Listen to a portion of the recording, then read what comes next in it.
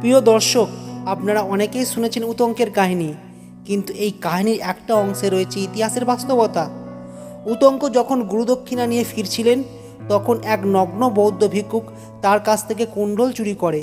কিন্তু গল্পের আরও ভেতরে গেলে বোঝা যায় এই ভিক্ষুক আসলেই ছিলেন নাগরাজ তক্ষক। তো প্রথমেই তক্ষককে সরাসরি দোষারোপ করা যেত, কিন্তু তখনকার ব্রাহ্মণ সমাজ বৌদ্ধ ধর্মের বিরুদ্ধে প্রচার চালাচ্ছিল। মহাভারতের কথক সতী উগ্রসভা কাহিনীকে সেভাবে সাজিয়েছিলেন যাতে বৌদ্ধ ভিক্ষুকদের চোর হিসেবে দেখানো যায়, জনগণের মনে একটা বার্তা দেওয়া যায় বৌদ্ধরা চুরি করে, প্রতারণা করে, তারা নিকৃষ্ট মানুষ।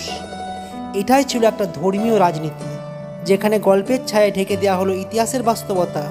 এই কাহিনীর মাধ্যমে দেখা যায় কিভাবে ধর্মীয় সংঘাত গল্প বলার রীতিকে প্রভাবিত করে, খবর বলার ধরনকে পরিবর্তন করে, যা বর্তমান সময়ে খুবই প্রাসঙ্গিক।